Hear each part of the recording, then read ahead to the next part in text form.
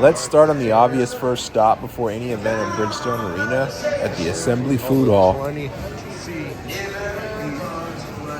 great. Right up here. Nashville.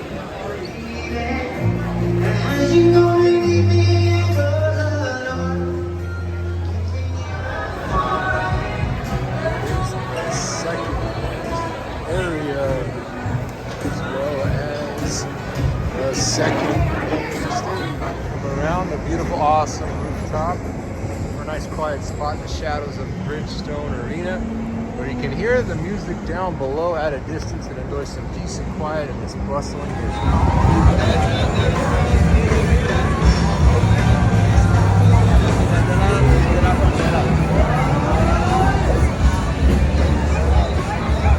Alright everyone, just across the hill and outside the Bridgestone Arena, we have the MGM Sports Betting Lounge. Not quite finished with construction yet, but will be soon by the team store. Also undergoing renovations here in downtown.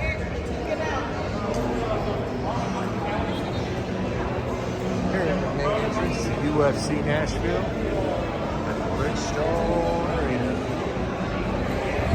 Very, very nice and cool. I want you to stay, but you're probably so bars and multiple opportunities to enjoy yourself here. You've got pleasant craft beer everywhere in the corner. Nice, this arena is actually pretty old, late 90s. Taking great care of it like I have the rest of the time in Nashville. And so far, first impressions have been on the lower side.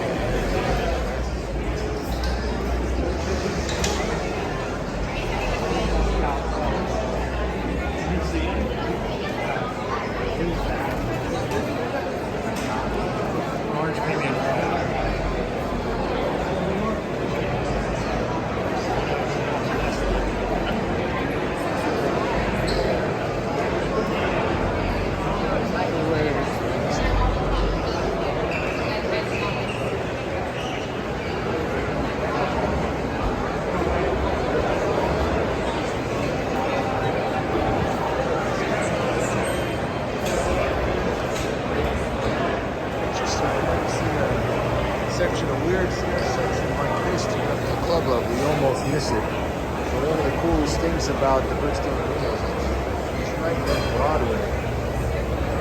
As you can see there, you take the right Nashville. So it's a great experience.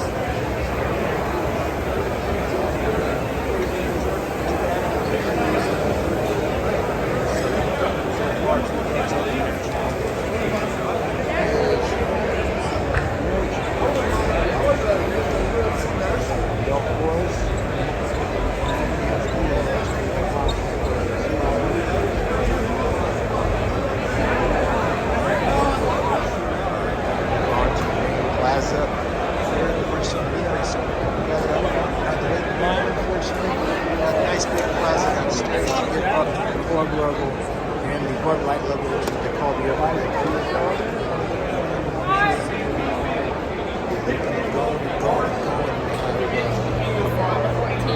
More concession stands. This is really interesting. We get barbecue and other things here. Keep on looking at this Valley Sports Zone, which listen to this real time. Definitely have a new game at some point. Craft beer stand. So Jackalope Brewing Company, interesting. We'll definitely have to make a run around that. Different place. Different beer than the Nashville craft. Go away. Around we go. Sports Zone. Obviously, Jack Daniels can't do it differently than that. It's Tennessee. Yeehaw beer, another brewery is prominently featured here in Nashville. Pretty much every big city in the States now has Nashville with all tourists and locals alike. culture in the Broadway area knows no difference. This is mostly 90s style arenas. You have the exposed city level from the top. And you can see it's very tremendous 90s style arenas. As is this type of tile. Yes, that is what we did with this grab this channel. It's architecture. Government buildings, airports,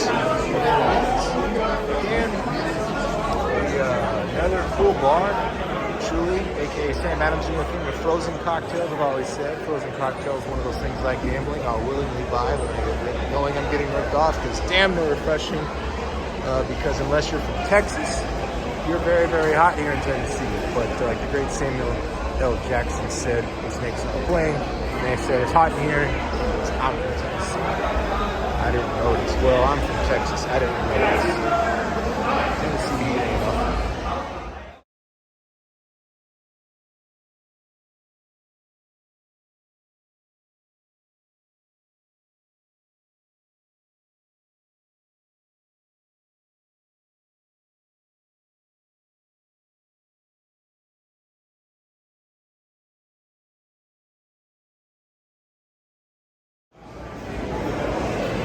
Chicken. Undoubtedly, they will have Nashville hot chicken. Not only do they have hot chicken, they got fries and hot chicken, mac and cheese. Look at that. It looks awfully good. The high standard to uphold here. Hot chicken realm. The city of Nashville, Tennessee.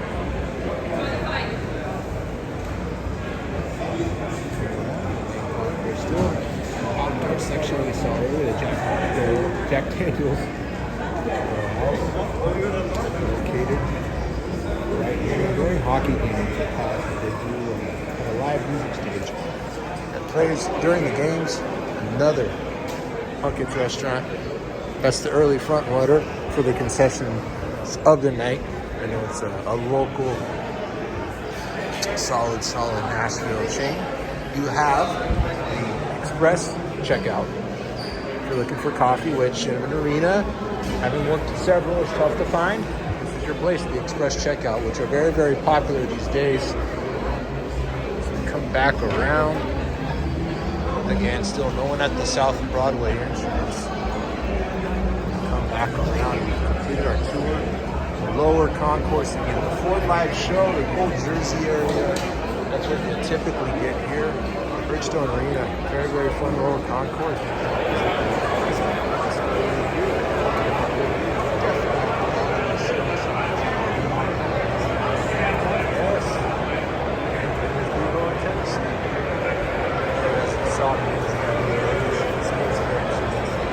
Yes.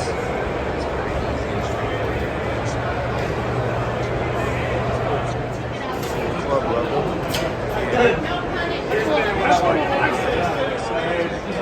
It's an open concept, limited concessions. See the 90s carpet. I like it.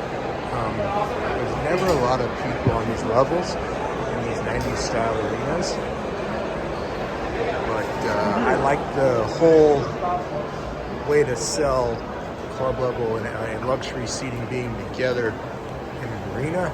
You can call out congregation, great opportunities for business. So that's how I would do it.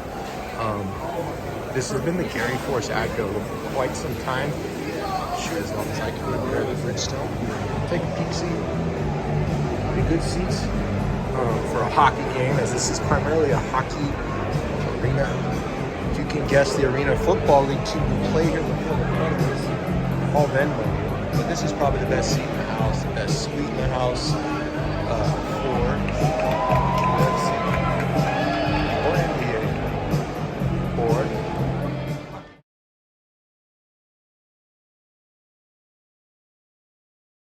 this is the, I think, fourth brewery area, the Bridgestone Arena, celebrating the local craft brewing. It's on club level, so certain events you won't be able to get here.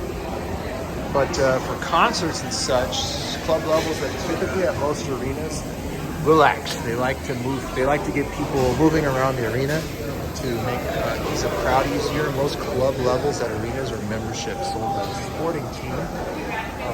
So if you're lucky enough to be at any arena or NFL stadium, even the club section, usually those seats are open because those seats are sold to the primary tenant as partnerships and PSLs or club tickets at a lot of venues.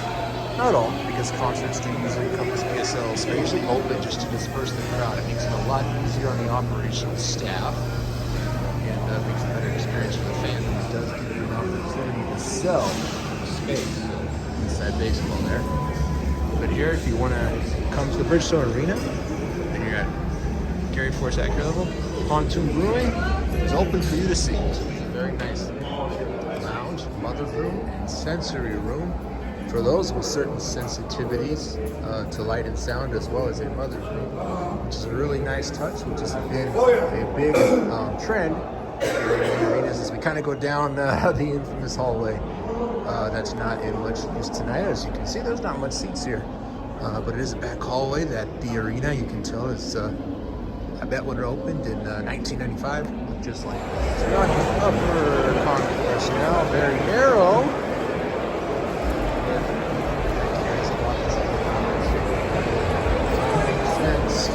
Here at the Bridgestone Arena, still have plenty of draft beers, plenty of restaurants, plenty of good barbecue. If you're not from Texas and don't get the best barbecue in the world, if you want it, I suppose Nashville barbecue at the Bridgestone Arena will do. But yet again, we're overlooking the main plaza.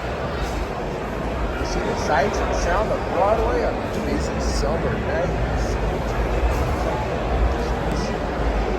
Broadway was not quite what it was until the Bridgestone Arena came in.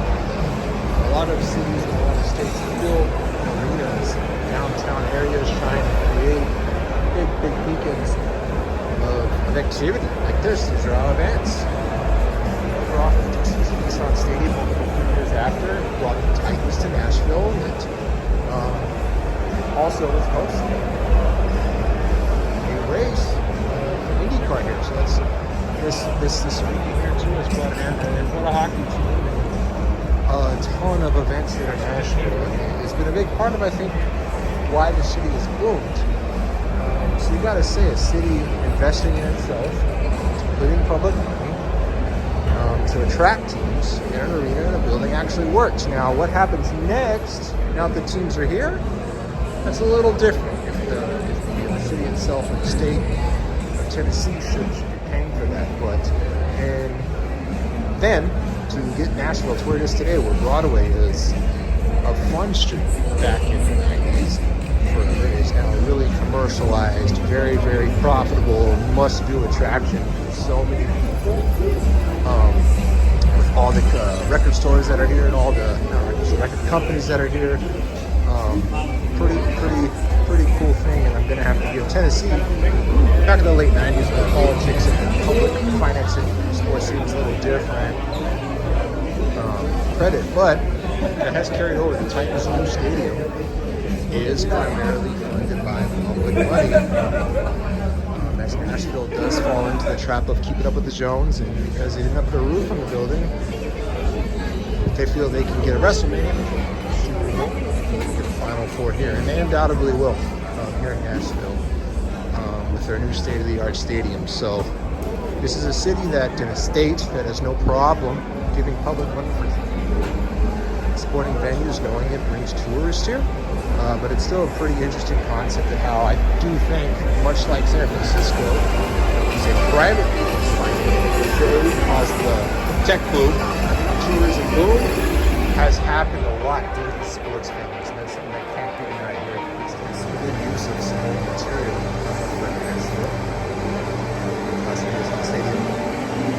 And great. I don't know if this opens for this arena. We have the standing room only area up here.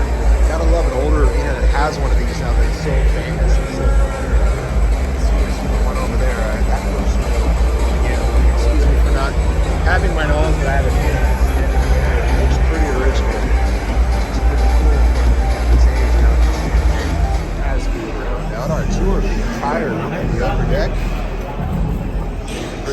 Arena is very, very, very cool. Pretty predictable. The lower concourse has been updated. It's nice. The club level hasn't been touched much, but it looks like they did a really good job. The concession stands are nice. Everything. The upper deck hasn't been touched, but it's still acceptable, even with the old street. So that rounds out the tour here at the Bridgestone Arena.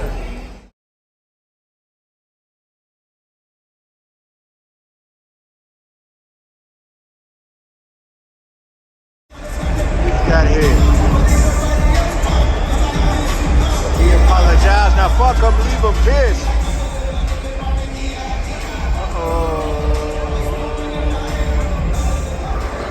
Good, hard-working folks at Bridgestone Arena have been very great. Brisket, sandwich, and coleslaw. With the long and the last time from the Sober south of Broadway. Good night from Bridgestone Arena, UFC Nashville.